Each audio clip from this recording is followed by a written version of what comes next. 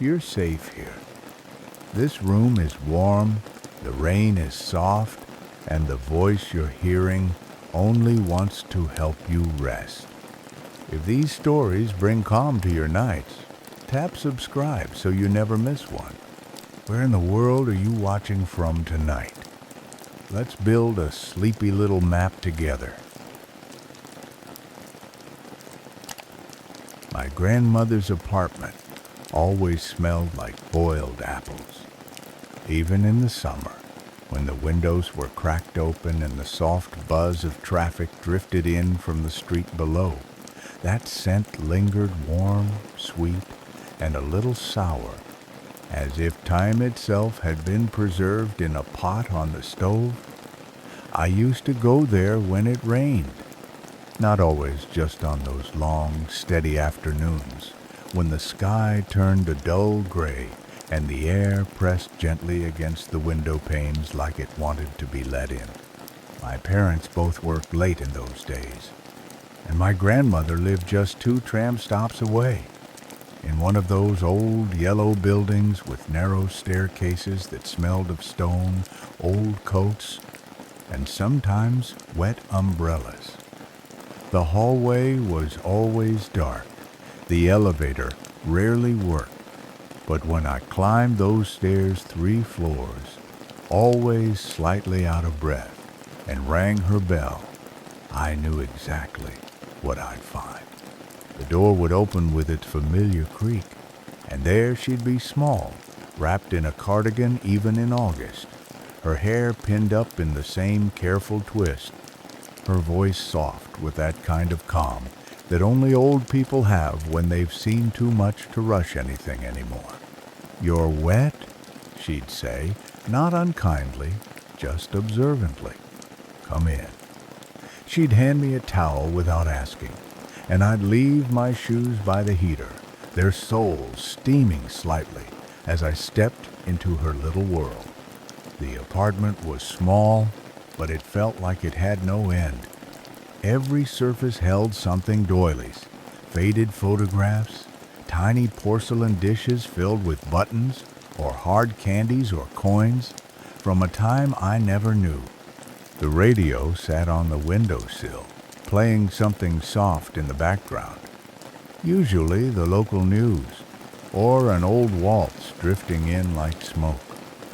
And always, the kitchen smelled of apples. "It's compote," she once told me, stirring a pot with a worn wooden spoon. "For the stomach. You'll understand one day."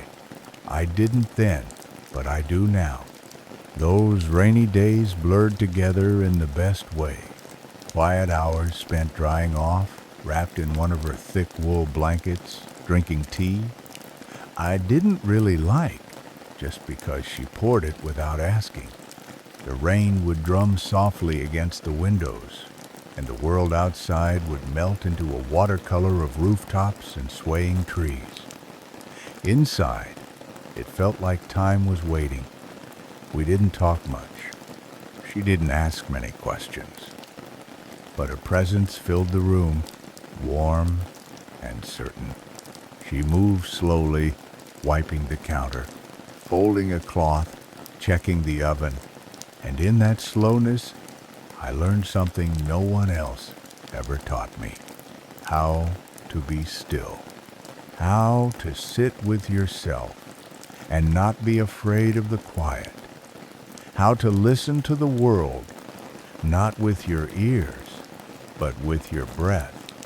I didn't know it then, but those hours, those rainy apple-scented hours, were shaping me gently, patiently, the way water shapes stone. And sometimes now, when the weather turns and the sky hums with that same low gray tone, I find myself thinking of her apartment, of the dim hallway, of the radio murmuring by the window, of how, without ever saying so, she made me feel completely and quietly welcome, like I didn't have to explain anything, like I could just exist, and that would be enough. There was a drawer in my grandmother's hallway that didn't really belong to anything. It wasn't part of a proper cabinet, just a narrow wooden table tucked against the wall, right below a crooked mirror that always seemed to catch the light in the late afternoon. The table was too small to hold anything important, just a vase with dried flowers, a notepad with half-written numbers, and a cup full of mismatched pens that hadn't worked in years. But the drawer was a world of its own. I don't remember when I first opened it. Probably one of those quiet days when the rain fell just hard enough to keep us from going anywhere, and I was left to wander through the apartment on my own, soft-footed and curious. It didn't squeak when it opened. It gave way easily, like it had been waiting. Inside, it was a quiet museum of ordinary things. A tangle of elastic bands, some stretched thin with age. A scattering of paper clips, some bent out of shape. Buttons, so many buttons, all different sizes, colors, materials. Some still attached to scraps of thread, like they'd been pulled off in a hurry. There was a little box of sewing needles, its corners rounded from years of being opened and closed. A matchbook from a hotel I'd never heard of. A dried-out lipstick, old receipts in faded blue ink. And under it all, a folded piece of fabric patterned with sunflowers, edges carefully hemmed by hand. I remember sitting on the floor, cross-legged in the hallway light, pulling each item out like an archaeologist in a forgotten city. None of it had labels. None of it had explanation. But I felt even then that every piece had meant something, once. My grandmother never stopped me. She would pass by slowly, on her way to or from the kitchen, glance down at the open drawer, and maybe smile a little. Not a full smile, just a soft knowing, as if she too understood that sometimes you have to hold the past without naming it. Once, I asked her why she kept all those buttons. "In case," she said, wiping her hands on a tea towel. "Things fall off. You never know which one you'll need." I didn't understand the weight of that answer until years later. How many things in life come loose without warning, and how important it is to have some part of them still with you, even if only in a drawer. That drawer stayed the same for as long as she lived. Every visit, every rainy afternoon, I'd pull it open like a ritual. I never took anything. I never rearranged it. It wasn't meant to be cleaned or organized. It was meant to hold quiet evidence that life had been lived there, buttoned and unbuttoned, sewn and unsewn, held together and gently let go. These days, I have my own drawer like that. Not in the hallway, but in my desk. I didn't plan it. It just became that way over time. Old receipts, keys that don't unlock anything anymore, dried pens, stamps from letters I never sent, and I think of her, of that small table, of that quiet hallway, with the crooked mirror and the soft sound of rain tapping on the glass. And I understand now. It's not about the objects. It's about what they carried. The stillness, the memory, the quiet permission to let things stay, even when they no longer serve a purpose, because sometimes simply remembering is purpose enough. She had a way of folding laundry that made it look like a kind of prayer. Slow, precise, not rushed, even when the towel was threadbare, or the shirt was just an undershirt, stretched and tired from years of washing. I used to sit across from her at the small kitchen table while she worked, legs swinging beneath my chair, watching the way her hands moved, not because I was interested in laundry, but because there was something calming about the rhythm.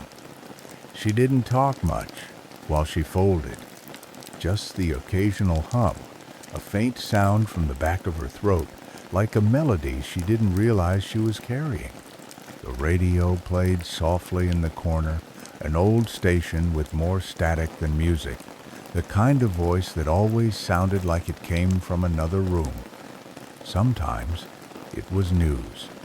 Sometimes it was a song with a long accordion intro that made her eyes go still for a second, like she was somewhere else entirely. The rain outside had softened by then, not the hard tapping from earlier, but a steady whisper against the windows, the kind of rain that doesn't ask for attention, that simply wants to be heard in the background of everything else. I remember that day not for anything specific, but because everything felt aligned. The steam rising from the tea, the way she reached for the next towel without looking, the warmth of the kitchen against the grayness beyond the window. She folded everything the same way into small, neat squares, even the socks, even the things no one would ever see but her. There was a kind of quiet dignity in that, a care she gave to even the most ordinary parts of life. She handed me a towel once, without speaking, just a glance. I mimicked her fold, clumsy at first, then again and again. She didn't correct me. She just let me figure it out beside her. That was her way, teaching without instruction, loving without declaration, making space for you to meet her in your own time. I didn't realize back then that this was one of the rare times she sat down during the day. She was always moving, wiping, stirring, checking, refilling, but during laundry she rested. Just enough to sit with the quiet to let her hands do what they'd always done. I think now, as I fold my own clothes, in a very different home, with modern machines and rushed mornings, that I understand what she gave me. Not a lesson in folding, but a lesson in stillness, in giving attention to small things, in making peace with repetition, and maybe most of all in how to hold space for someone without needing to fill it with noise. The older I get, the more I treasure those small, uneventful afternoons. No deep conversations, no life-changing advice, just her hands, the fabric, the low hum of the radio, and the presence of someone who didn't need to explain why she was there. She just was. And it was enough. As the light faded, the apartment grew warmer in tone. The colors turned amber. Shadows grew longer. The walls, already soft in texture, seemed to hum with something old and kind. The rain had slowed to a drizzle now, more mist than drops, and the windows fogged faintly at the corners. My grandmother lit the small lamp on the side table in the living room, not because it was dark, but because it was time. She always knew when to turn the lights on without checking the clock. There was a rhythm in her I never understood but always trusted. I was sitting near the bookshelf, cross-legged on the carpet, tracing the edges of the woven pattern with my thumb, when my eyes landed on a small black and white photograph in a worn silver frame. It had always been there, I think, but I hadn't really seen it until that moment. A young woman stood near a stone wall, wearing a long coat and soft heels, her hair pulled back in careful waves, one gloved hand holding the other at her waist. She wasn't smiling, but there was something calm in her face, confident, like she knew exactly where she stood in the world. I picked up the frame carefully and turned to my grandmother, who had just sat down across the room with her tea. "Is this you?" I asked. And even before she answered, I somehow knew. "It was," she said, her voice even quieter than usual. And then she smiled, not the usual soft grin, but something smaller, more inward, as if she were greeting an old part of herself. That was taken the year before the war. She didn't say which war. She didn't have to. For her, there had only been one. The one that had taken her brothers, moved her across cities, left memories like loose buttons in drawers.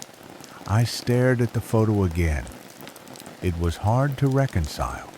That young woman with her polished shoes and strong gaze didn't look like the soft, cardigan-wrapped woman who now sat sipping chamomile across the room. And yet, she did. In her posture, in her stillness, in the way she held the teacup with the same steady hands, like nothing was too heavy to carry. I felt something shift in me then, though I didn't yet have the language for it. A kind of respect that was deeper than childhood admiration.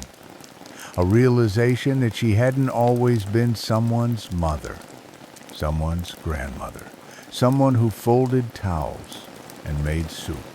She had once been just herself. A girl with her own ideas and fears, walking through streets I'd never seen, dreaming things she never told me about. We didn't talk much more after that. The photograph stayed on my lap for a while, the silence filling the space between us like a soft blanket. She didn't tell me her story. Not that night, but in that moment, I felt her history surround me, not as facts, not as dates, but as presence, as a quiet truth that sat down beside me and said, "She has always been more than you've known." That night when I left, I looked back once before the door closed. She was still sitting there in the lamplight, the photo now back in its place, the tea half finished, the shadows on the wall dancing slightly, as if remembering too. And I carried that image with me, of the girl she was, the woman she became, and the life she never needed to explain for it to be real. The next morning, the rain had stopped. The windows were streaked with quiet trails, where the water had slipped down in the night, leaving behind faint, uneven rivers on the glass. The street below was still wet, shining faintly in the early light. And somewhere in the apartment above us, someone was already moving about, footsteps creaking overhead, the soft clink of something being set down in a kitchen. I woke slowly, under one of her heavy cotton blankets, the kind that had the weight of time in them. The apartment always smelled different in the morning, not of apples this time, but of toast, slightly burned edges, a pat of butter, and something earthy and warm beneath it, like the smell of the old tile floor soaking up the heat from the radiator. My grandmother moved quietly in the kitchen, like she always did, not sneaking, just respectful of the hush. She wore the same cardigan from yesterday, sleeves pushed to her elbows, a small apron tied loosely at the waist. I watched her from the hallway for a few moments before she noticed me. "Sit," she said softly. And I did. The table was already set. 2 small plates, 2 glasses of warm milk, a jar of plum jam, and toast cut diagonally like she always did, not because it tasted better that way, but because it showed care. We ate slowly, no rush. The world was still waking up, and she didn't believe in pushing it along. The radio was off this time. The only sound was the quiet spread of butter on toast, the creak of the chair when she shifted, and the occasional sound of a car splashing through a puddle on the street below. "You'll be taller next time you come," she said, halfway through her toast, not looking up. It wasn't a question or a compliment, just a statement of fact, made with quiet pride and quiet acceptance. I didn't know what to say. I just nodded. She reached out, gently wiped a crumb from the corner of my mouth, and then returned to her own breakfast. That was her way. No big gestures. No long speeches. Just small, ordinary acts that said more than language ever could. I remember that moment more vividly than I can explain. The warm milk, the soft plate beneath my hand, the way the sunlight moved across the table like it was also sitting down with us for a few minutes. And most of all, I remember what she said as I got up to leave nothing profound, nothing rehearsed. Just 3 soft words, spoken with the kind of simplicity that always stays. Don't walk fast. I was already tying my shoes when she said it. I looked up at her. She wasn't warning me. She was reminding me of something I didn't yet fully understand, that life moves quickly enough on its own, and there's no need to race through it. That walking slowly lets you see more, feel more, remember more. I think of that sentence often now. Not just when I'm on the street, but when I'm in a hurry to move through a moment, when I feel the pull to scroll past something, skip ahead, push through. Her voice returns, soft and firm. Don't walk fast. And I slow down, even if just a little, even if only in my mind, because some mornings still smell like toast. Some windows still fog with the breath of a new day. And sometimes the most lasting advice isn't about where you're going, but how gently you carry yourself along the way. The door was lighter than I remembered. Or maybe I had simply grown stronger. It didn't creak the way it used to, and the hallway, once smelling of wet coats and old soap, now smelled faintly of dust and fresh paint. Someone had repainted the walls. The color was cleaner, smoother, but a part of me missed the old dull yellow that had worn like memory across the corners. It had been years since I'd last stepped inside. The apartment had been passed on, emptied out, cleaned, and cleared by gentle hands after my grandmother passed. I hadn't come during that time.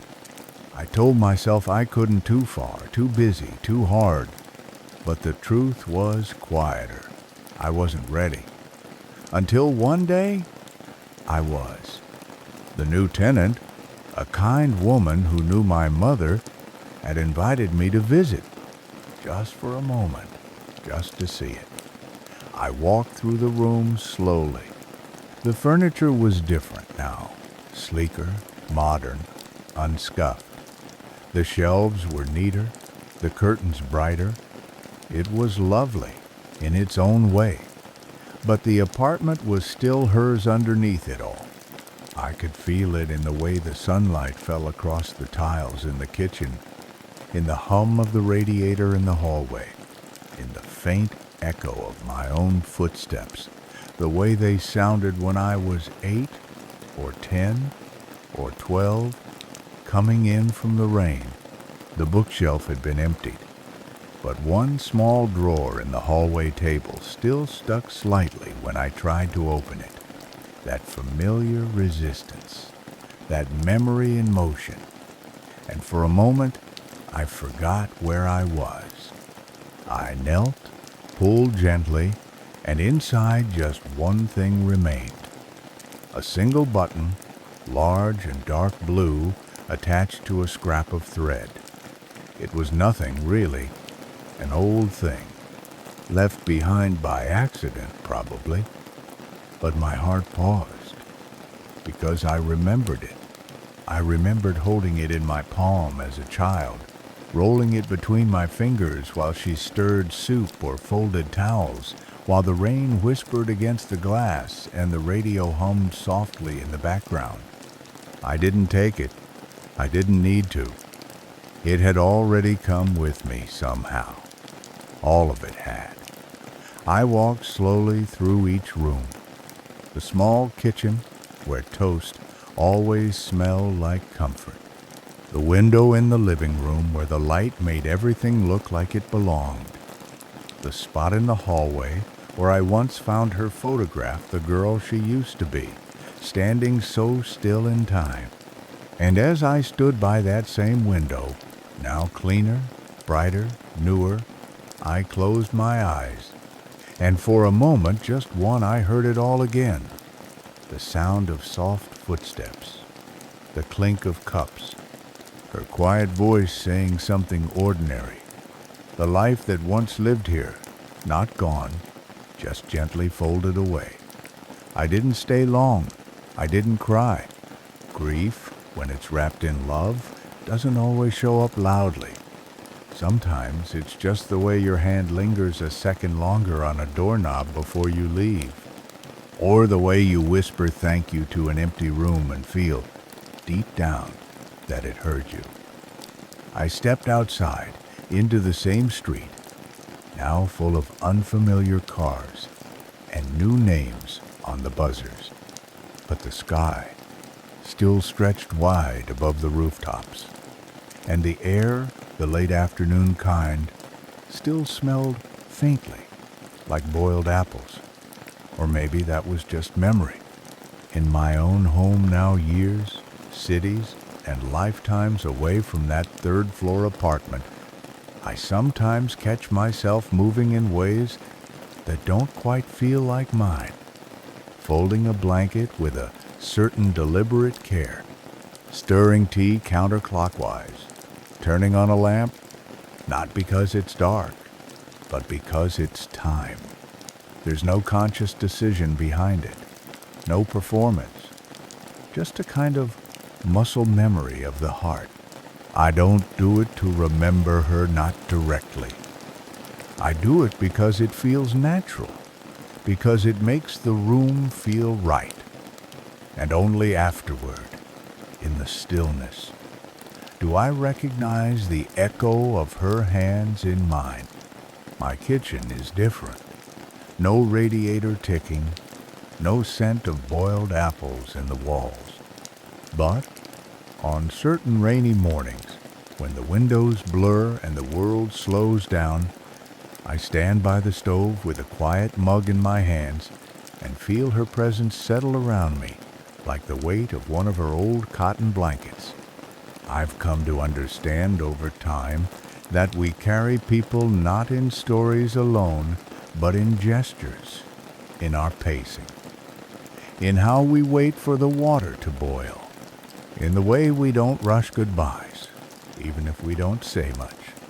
There's a drawer in my hallway now, not intentional, just a place where odds and ends go, elastic bands, foreign coins, keys I can't identify anymore. One day, while cleaning, I found a button at the bottom, large, dark blue. I paused, smiled, let it stay. These small things, the drawer, the quiet, the way I light the room at dusk, they're not about living in the past. They're about carrying forward a softness the world forgets too easily. My days are full now. Work, calls, emails, the humming static of a world always buzzing for attention. But some evenings, when I've had enough, I turn off the screen, let the noise fade, and do something simple. I fold a towel. I boil water. I sit near a window as the rain begins to fall. And in those moments, I am not alone. She is there not as a memory, not as a ghost, but as rhythm, as peace, as the gentle presence that taught me, long ago, that stillness isn't the absence of life, but a form of love. A quiet way of saying, I'm here, I see you, you don't need to hurry. We inherit many things: names, habits, photographs in boxes, but the most sacred are often invisible. The way we keep a room calm, the way we wait before speaking, the way we let the rain fall without needing it to end quickly. These aren't lessons you're taught. They're ones you absorb little by being loved with patience.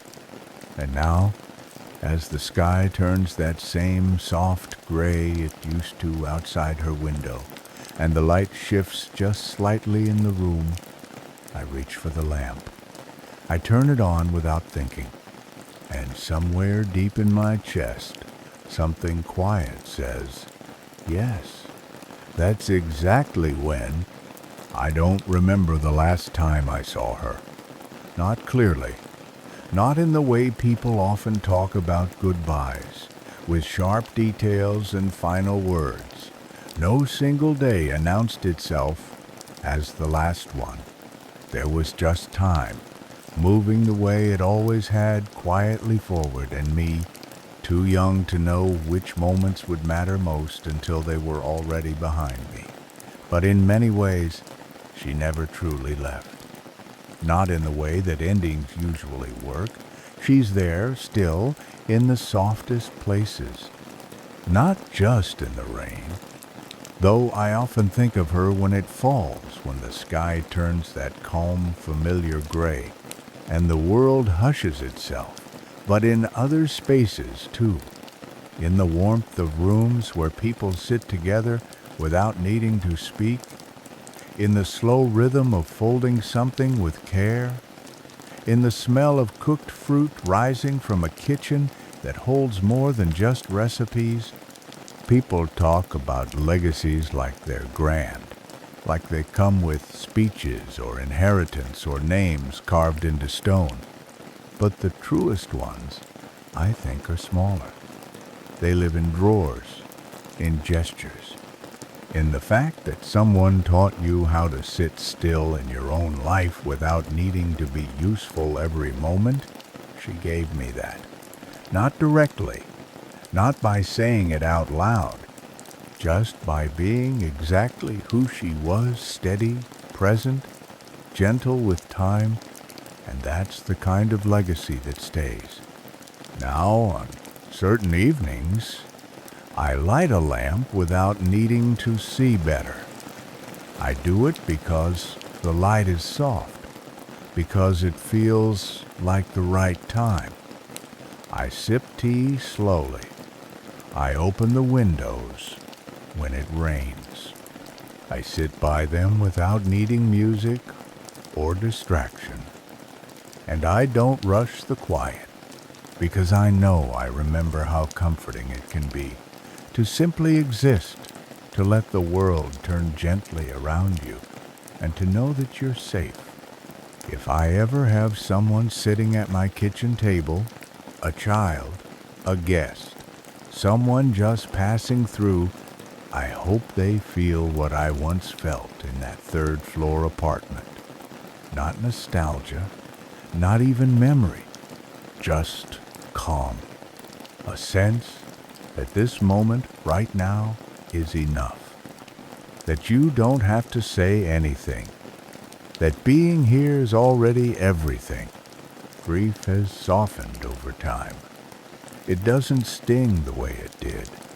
It lingers instead like steam rising from a cup, like a hum beneath silence, like a gentle tap on the window from rain that hasn't forgotten how to fall. Sometimes I wonder what she would think if she saw me now older, a little slower, more quiet than I used to be. I think she'd nod, not with surprise, but with understanding, because in some way I've become an echo of the very stillness she gave me, not by trying, just by being here and letting that quiet love continue its slow, invisible work. And so I go on, walking through rainy days, folding soft towels, lighting rooms that ask nothing of me but presence. And in all of that, I carry her not as a story I tell, but as a rhythm I keep, a part of the weather inside me, a softness that never leaves.